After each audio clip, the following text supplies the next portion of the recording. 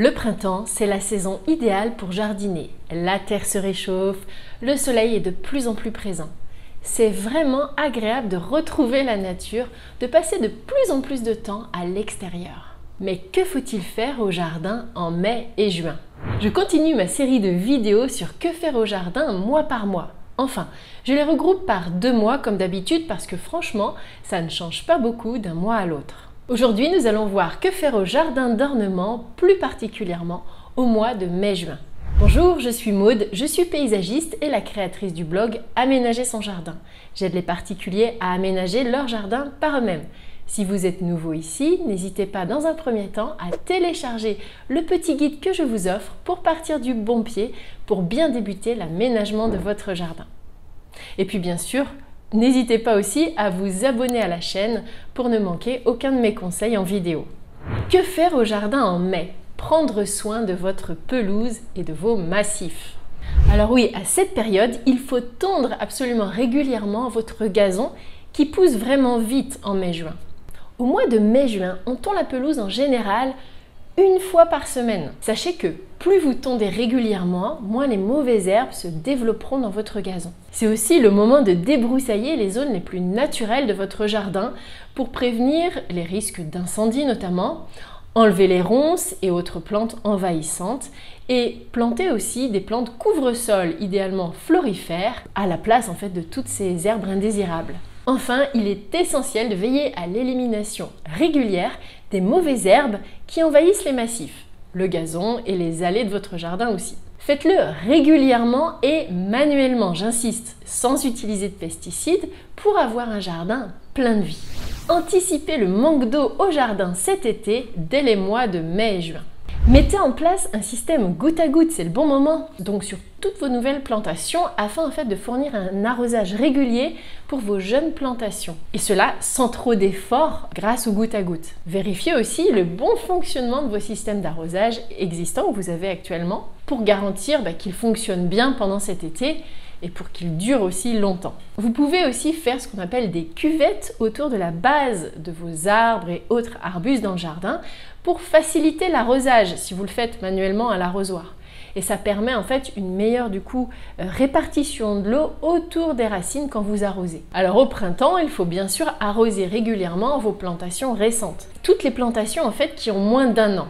Et cet arrosage, faites-le plutôt en soirée ou tôt le matin pour minimiser en fait l'évaporation et ça garantira une meilleure absorption de l'eau par les racines des plantes. Effectuez cet arrosage au moins tous les 2-3 jours s'il ne pleut pas, en tenant compte de la capacité en fait de rétention de l'eau de votre sol, c'est-à-dire en fonction de si vous avez une terre argileuse donc qui retient bien l'eau ou sableuse ou entre les deux, voilà, arrosez plus ou moins vos plantes.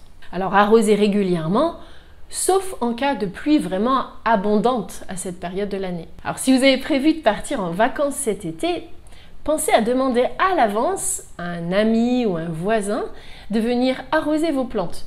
Surtout en fait les jeunes plantations comme d'habitude, comme ça vous pourrez profiter de vos vacances sans stress, sans risque de voir vos plantes toutes mortes à votre retour de vacances. Et puis j'en ai déjà parlé dans la vidéo précédente que faire au jardin au mois de mars-avril, il est toujours temps d'installer un récupérateur d'eau dans votre jardin. Parce que si vous l'installez trop tard ce récupérateur d'eau, il n'aura pas le temps de se remplir avant les périodes de sécheresse cet été. Paillage et préparation du sol. Conseil de jardinage pour le printemps. Pratiquez au printemps ce qu'on appelle le binage et le griffage de vos massifs, qui sont sans paillage. En fait, l'idée de faire cela, c'est d'améliorer la capacité du sol à absorber l'eau. Ces techniques de jardinage, ça permet en fait d'aérer la terre, de réduire la formation de croûtes superficielles et de favoriser donc une meilleure infiltration de l'eau, une meilleure pénétration de l'eau dans vos massifs, lors des arrosages et lors de l'arrosage naturel de la pluie. Si vous voulez faciliter l'entretien de vos massifs, il n'est jamais trop tard pour installer un paillage sur la surface du sol pour grandement réduire l'entretien des massifs. Et aussi, donc, vous pouvez préparer votre jardin pour les périodes de sécheresse estivale parce que le paillage aide à conserver l'humidité du sol et donc à réguler la température et éviter l'évaporation trop grande cet été. Protection des plantes. Comment lutter contre les nuisibles au jardin en mai-juin. Alors bien sûr, restez attentif à la présence de pucerons sur vos plantes.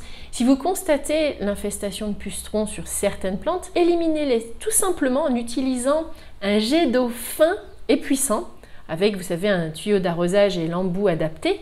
C'est absolument très efficace. Rien que cette info mérite un pouce positif sur la vidéo. Profitez aussi de cette période pour installer des pièges et faire d'éventuels traitements biologiques pour lutter contre certains ravageurs que vous pourriez avoir dans le jardin. Des solutions naturelles et respectueuses de l'environnement existent.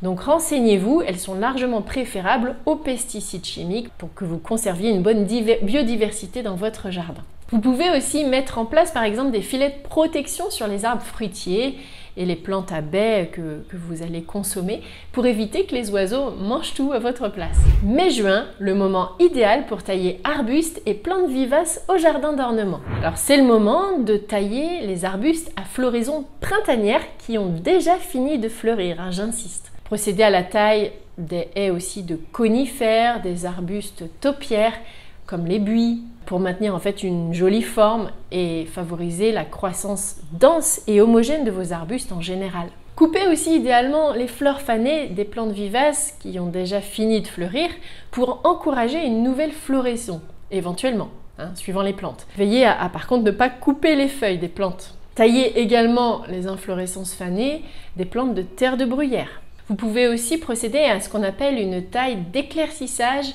des arbres fruitiers qui en fait amélioreront leur production et leur santé générale. Dans ce cas, éliminez le bois mort notamment présent dans les arbres, dans tous les arbres en général, toutes les branches en fait qui n'ont pas refait de feuilles depuis l'hiver. Vous pouvez aussi supprimer toutes les pousses qu'on retrouve au pied des arbres et des arbustes, qu'on appelle, vous savez, les gourmands ou les drageons suivant où ils se situent.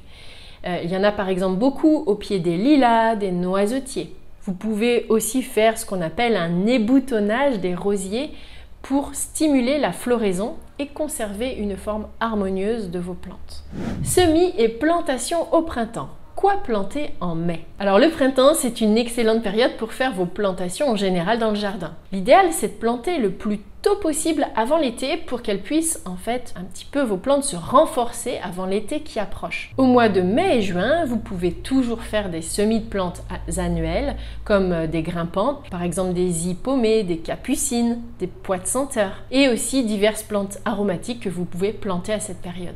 Dans votre jardin potager, si vous en avez un, pensez à planter des légumes comme les tomates, les aubergines, les courgettes, les concombres, les laitues, etc. Les cultures estivales sont parfaites pour cette période de l'année et vous garantiront une bonne récolte généreuse pendant de longs mois. Si par exemple vous possédez aussi un bassin, c'est le moment idéal de mettre des plantes aquatiques, comme par exemple des nénuphars ou d'autres espèces adaptées au bassin. Mais au jardin, astuce pour des plantes grimpantes et aussi des plantes en pot. À cette période, les plantes grimpantes se remettent à pousser de plus belle, donc c'est le moment parfait pour, vous savez, les orienter sur leur support, comme les treillis, les treillages. Donc aidez-les à grimper, à se développer de manière ordonnée et harmonieuse en fait. Vous pouvez aussi un peu les tailler si elles débordent. Fixez également les branches des arbres fruitiers qui sont palissés sur des supports pour garantir un bon maintien de leurs branches et pour qu'elles résistent bien au vent qui souffle. Et pour les plantes en pot, il est maintenant temps de sortir les plantes qui sont les plus sensibles que vous aviez hivernées avant l'hiver, comme les cactus, les lauriers roses, les agrumes. Et en fonction de votre climat local, ces plantes peuvent désormais profiter de températures plus clémentes à l'extérieur. Voyez-vous plus clair sur que faire au jardin en mai-juin? Dites-le moi dans les commentaires. Et y a-t-il un sujet que vous voulez que je développe dans une prochaine vidéo?